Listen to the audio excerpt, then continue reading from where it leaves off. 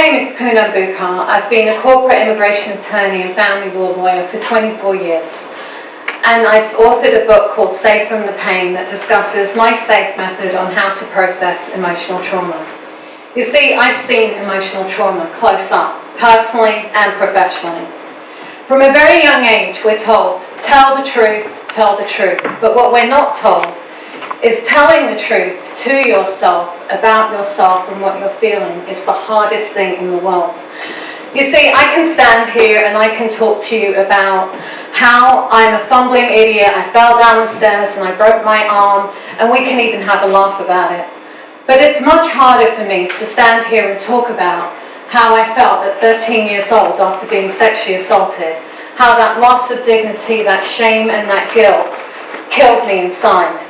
How the pain in the pit of my stomach was so overwhelming from the bullying that ensued that I just wanted to end it all, and clearly I failed. How that shame, guilt, and lack of self-confidence and lack of self-worth and absolute detest for myself led me to voluntarily entering into an arranged marriage at the age of 21, moving from the UK to the US. And how I knew in my gut that the person I was marrying was incorrect, and that within a month of that marriage, my worst dreams came true. I stayed there for 13 years because of fear of society, fear of judgment, and my lack of self-worth. Moving forward with two beautiful children, but the chaos and the confusion in my mind because I wasn't taking care of my emotional well-being was beyond anything that I can imagine. It led to a plethora of decisions that were wrong for me. Financial decisions, health decisions, losing a home and having to rebuild a life in 2012. There's enough research to show that your emotional well-being affects your mental state. We just need to take a look at the state of the corporate world right now to see what's going on. The World Health Organization conducted research in 2023 that showed that over $1 trillion is lost in the global economy due to time taken off by employees because of anxiety, depression, and mental illness. We call it corporate burnout. But is it corporate burnout, or is it that we're not taking care of our emotional well-being? That our personal lives are infecting the corporate environment and the corporate environment is infecting our personal lives. From a very practically, we're told from birth that it's okay to talk about physical pain. You have a boo-boo, we put a bandage over it. But when it comes to emotional pain, we're told to pull up our socks, shove it down, pretend it doesn't exist, and we become so disassociated from who we are and what we're really feeling. As it rises and becomes stronger, many of us will push it down using vices such as alcohol addiction, drug addiction, and various other vices. But the truth is, whether you deny it, disassociate yourself from it, or use vices, it leads to nothing but devastation in its wake. And the reason these things don't work is because, as Carl Jung said, resistance is persistence. The thing that you try and ignore the most will keep coming up, will keep rising to the top, and you will need something stronger and stronger to push it down. I got fed up after 4 decades of carrying the weight of the world on my shoulders, being exhausted and just fed up of life. I needed to figure out why I was put on this God-forsaken earth, and I knew it wasn't to suffer. So going through my own process, I realized and devised the SAFE method to help me work through my emotional trauma. You see, as children, teenagers, and adults, we're all looking to feel emotionally safe, to feel heard and to feel validated. The S in SAFE. Stop and acknowledge you're in pain. Even a train has to come to a full stop at the train station, otherwise it crashes. Very much like our emotions. We can keep denying them, we can pretend that we don't feel anything, we can continue on the hamster wheel, we can even bury our head in the sand at work the way I used to. But it catches up. In my mid-20s, it used to hurt so much to rub soap on my body. I went to the doctor and he diagnosed me with fibromyalgia. Anybody knows that 25 years ago, fibromyalgia was not given the credibility as a disease that it is today. It was seen as a reaction to trauma and just something in your mind. There was no way, as a young lawyer, that I was going to admit anything like that. Fast forward a couple of years and 2 beautiful children later, I went back to the doctors and he says, you know, I think you're depressed. And I laughed out loud. Depressed? I love my job. I have 2 beautiful children. I don't have a shortage of money. I function, I socialise, I do everything that I need to do. I'm not depressed. And that's not what depression looked like for me. I was able to function. How could I be fully functioning and still be depressed? To me, depression was not being able to get out of bed. I continued with the chaos, continued disassociating myself, not really understanding who I was. Fast forward a decade and I'm sitting at work and I couldn't get up out of my chair. I was hospitalised, I was wheelchaired to the hospital and hospitalised for 7 days. A spinal tap that went wrong. But I didn't want to listen to anybody telling me that it was stress, and I sat there in the hospital bed with my BlackBerry in my hand, responding to my clients. And my neurologist came in and she said, snatching the BlackBerry out of my hand, that if you don't stop, you're going to have a stroke. One would think that one would become humbled at that point, but not me. The arrogance level rose, and I was like, you're ridiculous. I'm not having a stroke at 38 years old. Fast forward 1 year, I had one. Fast forward another 2 years, and I had another one.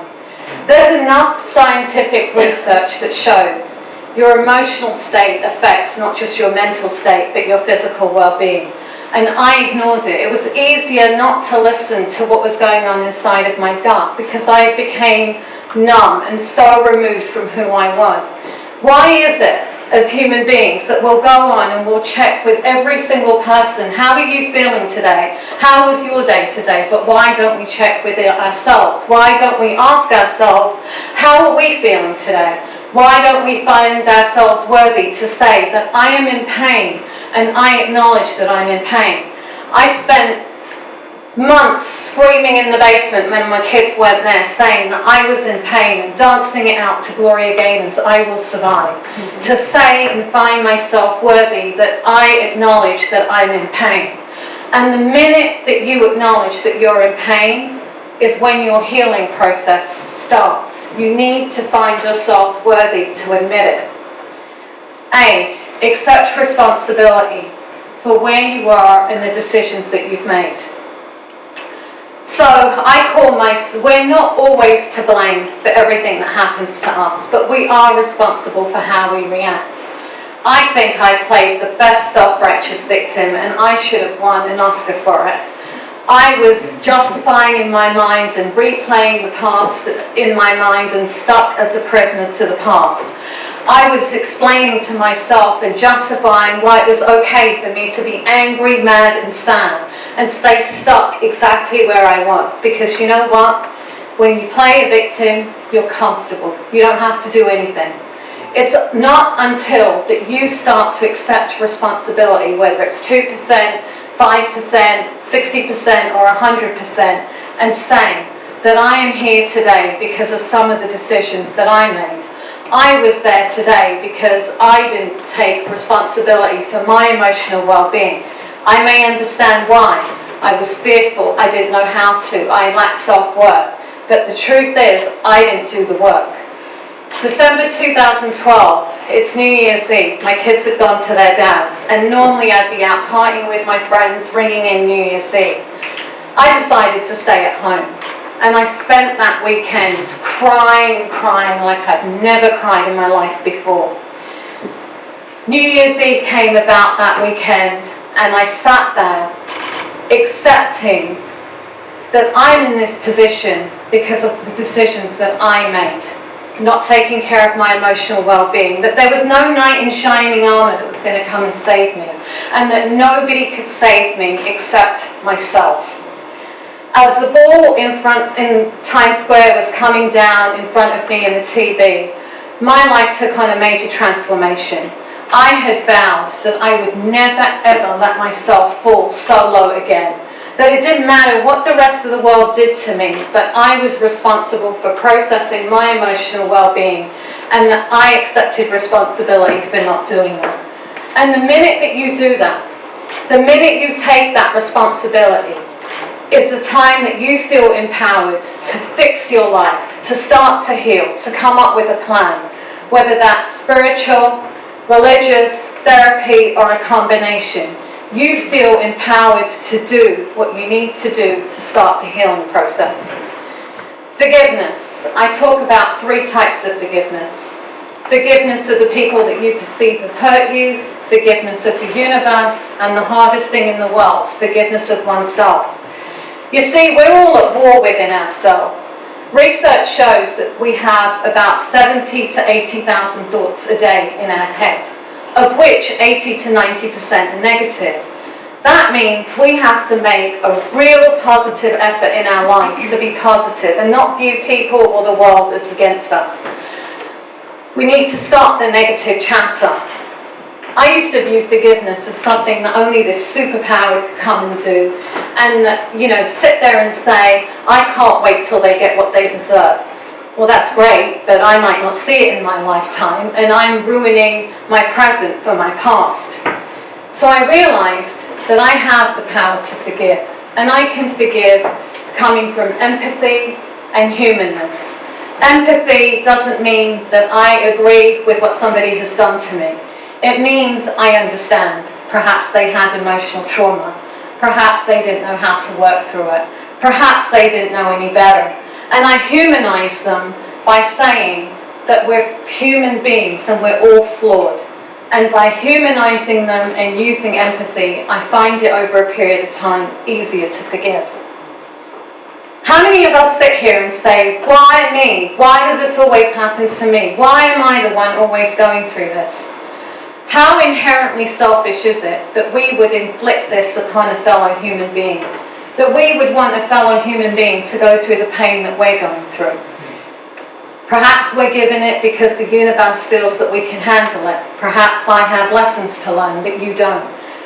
It's taken me close to 4 decades to understand that perhaps I went through the things that I did in life so that I can stand here today and validate someone from feeling the way that they do, or help someone not feel the way that I did. And to me, that's all worth it.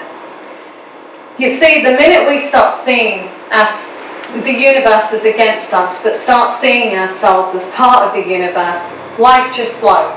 It doesn't mean that it's perfect. It means we understand that we're here and we're part of a bigger picture, and it flows. Forgiveness of oneself, perhaps the hardest thing in the world to do. We show everybody else kindness and compassion, but why don't we show it to ourselves? Why aren't we worthy of giving ourselves the same kindness and compassion?